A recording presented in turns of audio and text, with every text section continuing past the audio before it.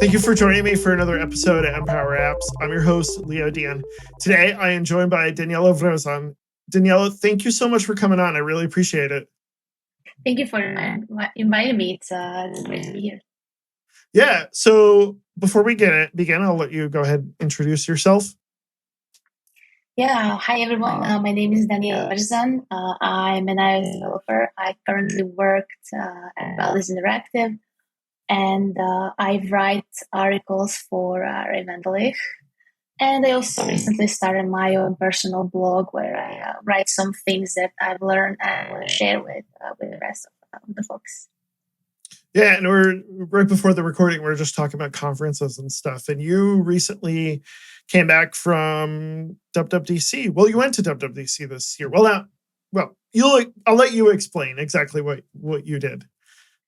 Yeah, I was one of the few folks that went there without a ticket. I wasn't lucky enough to get a ticket this year. Quite honestly, this is the first year that I applied also. So better luck next in the upcoming years. So I went there without a ticket. There were so many events. The folks from ISF Happy Hour also organized us watching the keynotes in a theater. So Nice. a lot of people actually were like jealous because we were inside in an air-conditioned theater on reclined seats, eating popcorn, watching keynote. This was very nice. How was the weather? I was just was Cupertino not like comfortable? I don't know. Did you know anybody that actually went to the event at Cupertino where the devs got to view it? It was hot. It was 30 degrees Celsius. We were boiling outside. It was crazy. So because the keynote and entire event at the Apple Park was happening outside, and there was no shade from the sun, and everybody. When I met them the other day, they were all burned. And that's something you think about when you go to a developer event. Yeah. So you met up with quite a few folks, it sounds like, at the event. Not only folks at iOS Dev Happy Hour, but folks who had actually gone to the event, correct? Yeah, I met so many people. It's hard to single.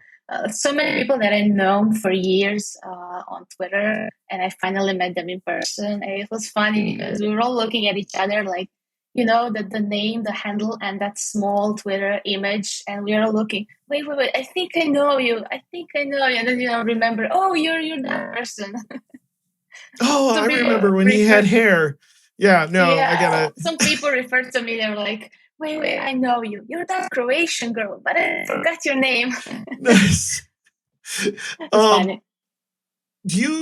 So kind of piggyback off of what we're going to talk about today, like, did you see a lot of benefit to like meeting these people in person, and being able to like as opposed to just doing it online kind of through Twitter? You know what I mean? Was there benefits to that? Yeah. It's I guess it's the same thing at conferences or any other event. It's nice online. You talk with people, you're communicating through text. But when you actually with those people in person and you can talk to them and seeing them, and it's different, when you talk with somebody, when you're looking at them, other than just typing, that personality comes out. You actually get to know them. I think it's really, really nice to go and meet people in person. I was blown up by everybody. Like when I came back home from that event and meeting so many cool people, this person's doing this, so many blogs, apps. I felt like so inspired. I want to do this. I want to do that. Like I can do anything. Just throw it at me. Yeah, I totally agree. I've met a lot of people through conferences pre-2020, and I'm excited to be traveling to my first conference next month at 360 iDev. And like meeting people in person, there's something to that because like with a lot of people, they can be like fake online or they're limited to the one, was it 280 characters? I don't even know anymore. How many characters is Twitter? Is it 280? I don't know. I thought it was Anyways. 260. Right. And Yeah. So, and there's a lot of like marketing to your presence online, right? It's not just like your natural self. It's like you want to present yourself in such a way that it's easy for people to gravitate towards it in a good way. But like going to a conference and actually meeting people, there's like more of that spontaneous meeting up with folks and like being able to just get to know people and like what they're actually thinking and working about. One of the things you mentioned here in the notes is like also is there's benefits to that at your workplace, right? Yeah, Awkwardly. that's correct. I mean, especially for example, in my current company, we are a team split across two countries, two different time zones, 6 hours. We have only like 2-3 hours of overlap, so it's also hard to meet people, especially when you work remotely. So it's nice to meet, to get to know people in your team. I love to schedule coffee chats with people. So that's what I did at this company. And a lot of people were like, oh, wait, we have a coffee chat. What do we do? Like, just all get to know each other. Like, what do you do outside of work? What makes you happy? What makes you sad? I don't know, just reaching out to people, getting Right. to know them in your team. It's nice to get to know people. I like that idea too. Just like, do you schedule it on a regular basis, or are you like getting on the chat or on Slack or Teams or whatever and being like, hey, let's schedule a coffee chat tomorrow or Thursday or whatever? Yeah, I started pretty much booking events in people's calendars two times a week for half an hour. I had a list of people on my team that I wanted to meet first, and then I'm slowly starting to meeting other like Android members, and then other managers, other people in the company who I may not be working directly. Just to know who does what, who can I reach if I need any help. It's good to know other people. Yeah, that's a really good point. And I like how you talk about like how you make that list and reach out to folks. Um, I guess like one other thing is I just thinking about in these coffee chats is like sometimes things may come up that they need help with or you need help with, and like being able to like just bring that up in casual conversation and building that relationship. I think it's super important. Are there other benefits that you can think about when it comes to these coffee chats? Yeah, absolutely. Like there's one quote that I really like, and I think fits really nicely into this. Like, it's something around people don't get promoted for doing their jobs really well. They get promoted by demonstrating their potential to do more. So we are developers and we write code, but we are more than the code we write, right? It's just not about anyone can write code, but like knowing other people and doing other things outside of just writing code, it's also what counts. So that's definitely a benefit that I see there. Yeah, I like that a lot. That's a really good point. Um, Going back to meeting with other iOS developers, one of the things you mentioned was like networking with people in the community. What are like some great ways to meet people in the community besides? Well, I guess we covered the first one, the big one, conferences, right? Yeah. That's one way of doing it. How do you find the conferences that you want to go to? Uh, I don't know if there's like a great resource out there that has a list of all the conferences. I'd love that. Some of the conferences I've never heard about, and just like recently, oh, there's a conference in, I don't know, like French Kid in Paris. But I guess it's also Right. hard. We've had 2 years without conferences, Yeah. so some of Or them at least weren't in person happening conferences. remotely. Yeah. Yeah. Right. Yeah, so just I find Twitter a good resource. Sometimes I find people like tweeting, "Oh, there's this great conference," and I check it out, and then I made a list myself of the conferences. And there are actually quite a lot of conferences out there Yeah. that I haven't even realized. Yeah. There's I know there's an iOS conferences site somewhere. And we'll put a link to that in the show notes for sure. Yeah, I use like paper call to like look up conferences I want to submit papers to, or yeah, just follow the right people on Twitter who'll mention conferences. Um was trying to think what else. Well, I mean, it gets to the other thing I was going to say. So Twitter obviously is a great way to find folks, and just kind of like hopefully like the people you find that network kind of grows and people are retweeting and sharing other resources. What do you have any tips on like networking and meeting up with people on Twitter? You can be on Twitter without like really interacting with people, but to really like get into Twitter and to meet people on Twitter, you kind of have to interact with people. And sometimes somebody send me a message asking me something, and then I start talking with that person and get to know them better. Or I have a question for somebody and then find someone on Twitter, ask them, and that's how you get to meet people. And also, when you meet somebody in conferences and you add them on Twitter, then you start interacting even more. So just, I guess, interact with people. Don't be afraid to ask questions when you need. And find out this community we have, as development community on Twitter we have, is like very, very helpful, very nice.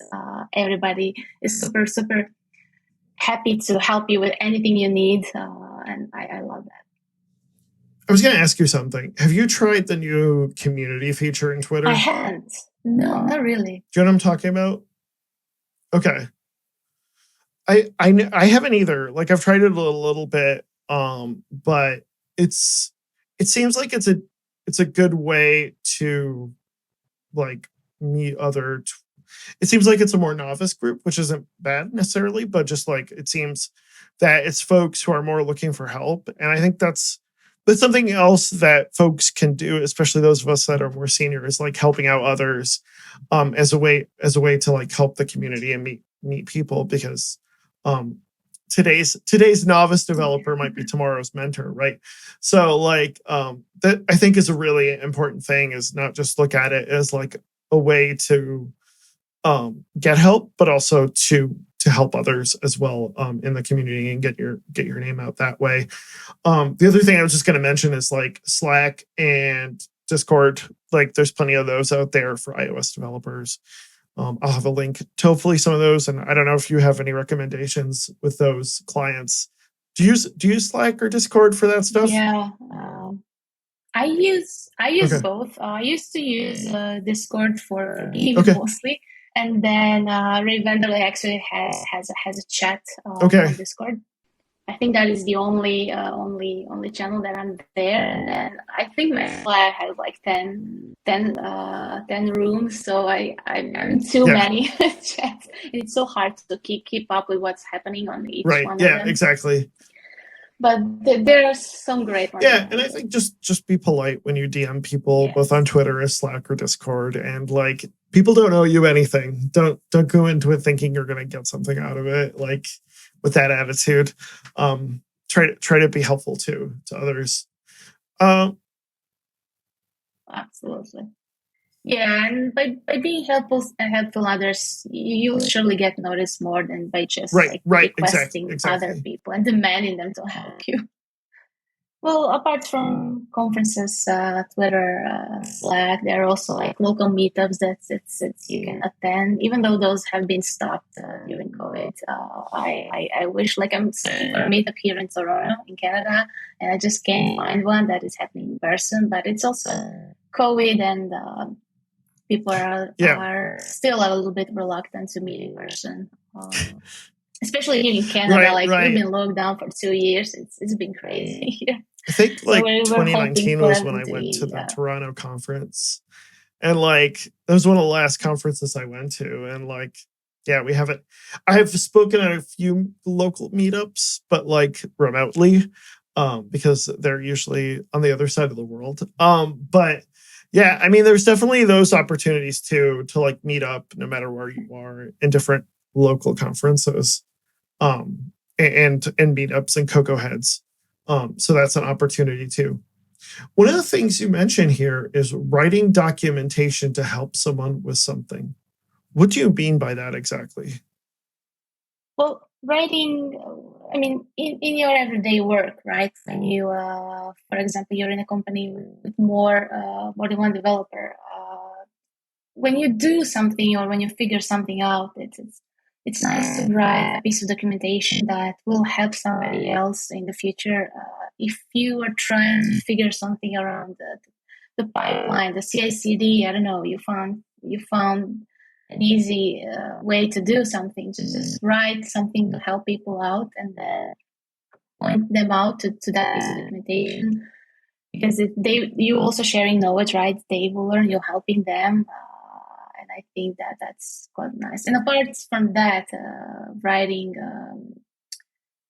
your personal blog post, helping people with something that you learn, I and think just that's a really sharing great it point. with the rest. One thing I've started doing is not only doing documentation, but also doing a presentation along with it, as a way to first get that information out there, and then the documentation is the more long-term way of helping. I really like that point. What are some, do you have any tips on getting started with documenting something at your company and finding it and communicating it clearly? Because that might be the issue I always run into, is I feel like I know what I want to say, but when I say it, nobody knows what I mean. Yeah, it's always hard to put your words on a paper or on a document, right? And write it so that everybody else understands it. But it's also helpful when you have new people join your company, so it's nice to have them read some things and not just wander around, breaking their head, what is this? What do I do with this?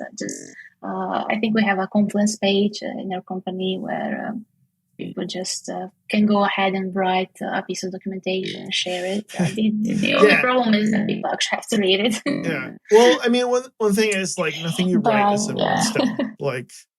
Most of them are wikis that you can edit in any spot. Ask people for input. Use one of your coffee chats and ask for input on your documentation. I think that's something. It's okay to make a few mistakes. It's just at least start on it and get some feedback, I think. Yeah. Yeah, and by making mistakes, I mean, we're learning, right? You have to write bad code in order to write good code. Right. Or good English or bad English. Yeah, totally. Yeah. Have you worked on any open source projects? I wish I had more time to work on some more open source projects, but I recently added my contribution to what was the name of it? The SwiftUI social that Adam Rush started. Oh, so cool. He created an open source project for other people to contribute. Okay. And the idea is that he created a project, created a small piece of UI functionality, and then he passed the baton to other person. So you would just tag another person on whether to continue adding something. And the idea is you have no idea what you're building, but every person is adding something to it, and it can in the end it can be anything. Interesting. So I just took that a little piece of functionality and UI and just passed it to another person, and it's interesting to see what will it become in the end. And it's also, he started as a great way for people to actually get experience, to do the actual coding. So you can do pretty much anything, submit a PR, and then pass the baton to another person. That's a great idea. I hadn't heard of this, man. And one part of that experience is working with other people. We all want to work on a little pet project in SwiftUI, but integrating it with other folks, that's a challenge all in and of itself. Yeah, definitely. So one of the things you said was start a blog. Did you start a blog recently, or because you said you write for Ray Wenderlich, right? Yes, correct. I do write for them, and I also just a month and a half ago published my first blog post on my personal website. Okay. Which took me a while to build, but I built it using Publish, which is a third-party framework that John Sandel created, and you can actually write your website in Swift. And I actually had an idea to start my website in WordPress, but I just couldn't. I didn't really like it. I don't know. It didn't really stick with me. So I went with Publish and, tinkering a little bit with it, figuring things out. I find I had a lot of fun with it. So I just went with it, and it's out there right now. So it's funny you mentioned that. I just migrated the Bright Digit website like 3-4 months ago from WordPress to Publish. And I really had a great experience working with Publish. It's fantastic. And I integrated a bunch of code to like pull my podcast episodes. So this episode here will be on the website as well. So yeah, and just working with that in Swift, my fear was that I was gonna like spend all this time tweaking the site and not like working on the actual content. Luckily, I'm putting out episodes, so that's not going to be so much of an issue because that's automatically pulled in. But yeah, I've had a really great experience with it, and then I integrated like some JavaScript stuff. So there's a little bit of Node for the front end, but there is no back end. But I really enjoyed it and working in Publish. Yeah, it's very interesting. It's a little bit. I found it a little bit hard at first to understand what is going on. Right. But then, yeah, then you do this, you do that, and then you figure things out. I still haven't figured a lot of functionality, but I like learning and tinkering with it. Yeah. It was a lot of fun. What else did you want to talk about? I read a blog post this morning that was titled "5 Ways to Find Purpose," and the blog post is called "Leadership Freak." It's very nice because the author Dan Rockwell gives like 200 words of a blog post every other day, and it's very very fast read. Like you read in a few minutes, and this one was very nice and kind of ties into writing blog posts and everything we do as iOS developers. It goes so he says like you're fortunate if purpose interests you, and you have opportunity to consider things beyond food and shelter. And he says that the person without purpose is lost in the world of opportunity. And it got me really thinking because purpose gives you meaning, fulfillment, and belonging, and it justifies your place at the table, whatever you're doing in your life. Yep. And I find this like last sentence very important because we're all suffering from an imposter syndrome, and like doing things and letting yourself out there. You're always thinking, what if somebody says this is horrible? What if they all laugh at me? I don't know, giving your first conference talk, you're just so afraid that everybody's going to say you're horrible. But that doesn't really happen, especially because this community is also great. But when you have a purpose such as like teaching others or mentoring others, writing blog posts and sharing what you learn with others, giving a small hack tips on Twitter that I see people recently do. Just helping others and not doing it for yourself. I want to be world famous developer, writer, speaker. So I'm doing it all for me, for my own selfish reasons. When you're actually doing it to help each other, you feel great. And I've been asked by a lot of my colleagues, how do you have time to do all of these things, speak at conferences, write for your own blogs, write for Ray Wenderlich, and for that makes me incredibly happy. Just whenever I had 10-15 minutes, I would pull out my laptop and do something, and I feel good because I don't know, I'm helping others. I think that's it's good to find your purpose, and also purpose is not really what you're doing, but who you want to be. So yeah, just help others. I think that's you'll feel great. Yeah, that's awesome. Thank you, Danijela. That was fantastic. Yeah, where can people find you online, Danijela? People can find me on Twitter mostly, so my DMs are open, so you can always message me. And then also I have my personal blog post, so go ahead and read my post and tell me any feedback is more than welcome. Thank you so much. We'll have links to that in the show notes below. People can find me on Twitter at LeoGDion. My company is Bright Digit. Please take some time to like and subscribe if you're watching this on YouTube, and post a review on whatever podcast. There's so many podcast players now, I can't list them all. Next week, we'll be talking with Luis from NS Spain. So be sure to check that out. That will be awesome. And we'll be talking about NS Spain as well. Another great conference that's coming up pretty soon. Thank you so much, and we'll talk to you next time. Bye.